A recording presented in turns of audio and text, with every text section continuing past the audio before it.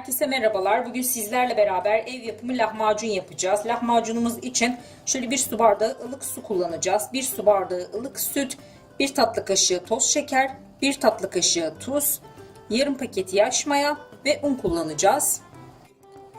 Evet, yoğurma kabımızın içerisine öncelikle şöyle sütümüzün birazını ilave edelim. Daha sonra tuzumuzu, şekerimizi ve mayamızı da ilave edelim. Arkadaşlar evinizde yaş mayanız yoksa kuru maya, instant maya da kullanabilirsiniz. Şöyle sütümüzün içerisinde mayamızı eritelim. Evet, mayamızı güzelce erittik. Şimdi sütümüzün tamamını ilave edebiliriz. Ardından suyumuzu da ilave edelim. Şimdi yavaş yavaş kontrollü bir şekilde unumuzu ekleyelim. Arkadaşlar hamurumuzu bir yoğuralım. Toplamda ne kadar un kullandığımızı söyleyeceğim. Şöyle kabımın içerisine 4 su bardağı kadar un aldım.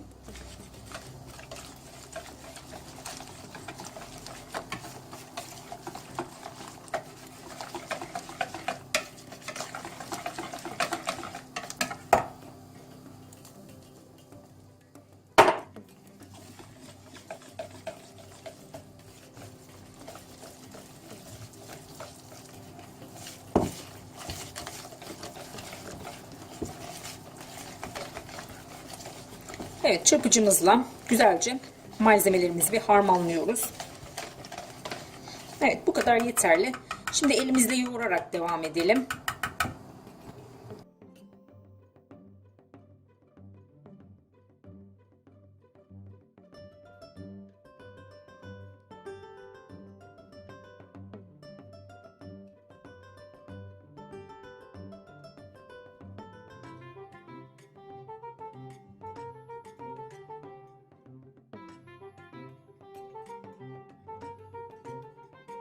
Evet, lahmacun hamurumuzu yoğurduk. Toplamda 4,5 su bardağı un kullandık. Arkadaşlar lahmacun hamurumuz yumuşak kıvamlı bir hamur oluyor. O yüzden böyle toparlaması biraz zor olabilir bizim için. Şimdi ben birazcık yoğurduktan sonra ellerimi yıkadım. Biraz sıvı yağ bandırdım ellerime. Ve şöyle elimle güzelce bir topluyorum hamurumu. Birkaç dakikada böyle bu şekilde yoğuracağım. Size de fikir olsun.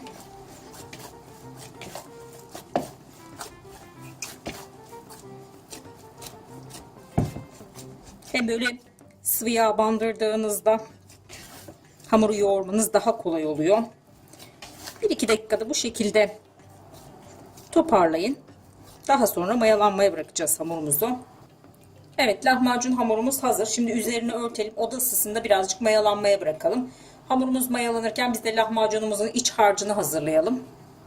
Evet, lahmacunumuzun iç harcı için şöyle yarım kilo kıyma kullanacağız. 1 tutam maydanoz, 2 tatlı kaşığı isot, 1 tatlı kaşığı pul biber, 1 çay kaşığı karabiber. Arkadaşlar lahmacuna yakıştırdığınız başka baharatlar varsa onları da kullanabilirsiniz. 1 çay bardağı sıvı yağ, 2 yemek kaşığı biber salçası, biraz tuz kullanacağız. Tuzu damak tadımıza göre ayarlayacağız. Şöyle 1 adet kapya biber kullanacağım. 2 adet Charleston biber, 2 adet domates, 2 adet soğan ve şöyle 3 diş kadar da sarımsak kullanacağız. Evet, şimdi de malzemelerimizi rondodan geçirelim. Öncelikle soğanlarımızı,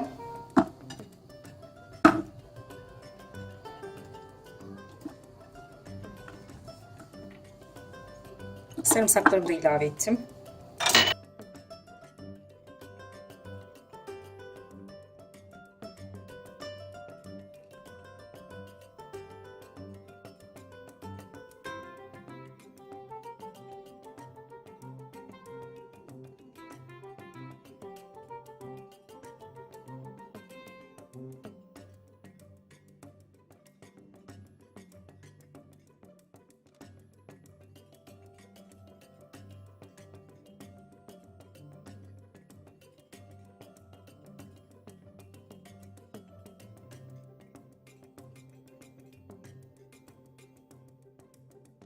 Evet, iç harcımızın malzemelerini rondomuzdan çektik.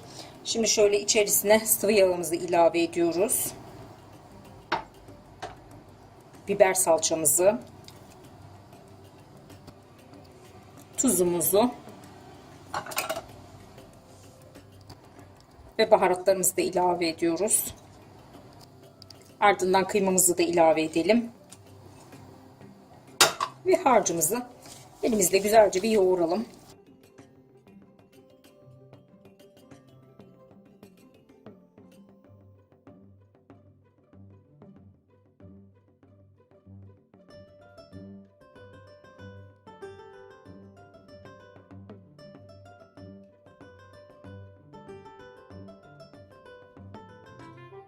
Arkadaşlar bu aşamada hafif şöyle bir kaşıkla tadına tuzuna bakın. Eğer tuzsuzsa tuz ilave edin. Ya da acı seviyorsanız biraz daha acı ilave edin.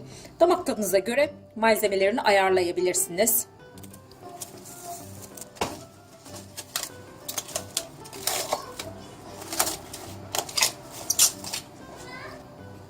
Evet, lahmacun harcımızın üzerine streç filmle kapattık. Şimdi kenara kaldıralım. Biz de lahmacun hamurlarımızı açmaya başlayalım. Evet, hamurumuzu 13 çeşit bezeye böldük. Şimdi kenara kaldıracağım. Üzerinde bir bezle örteceğiz ki hamurumuzun üzeri kurumasın. Daha sonra açmaya başlayalım.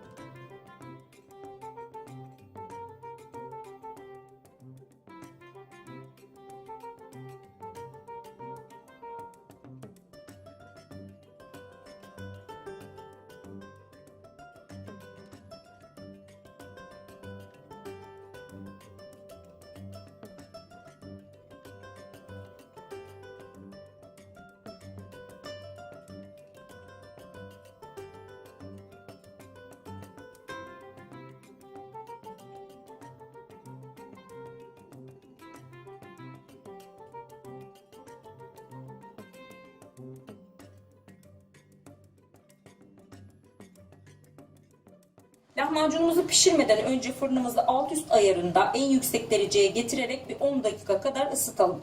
Arkadaşlar lahmacunlarımızı çok yüksek ateşte pişirmeliyiz ki lahmacunlarımız kurumasın. Fırınımız tamamen ısındıktan sonra lahmacun tepsimizi fırınımızın tabanına yerleştirerek o şekilde pişireceğiz.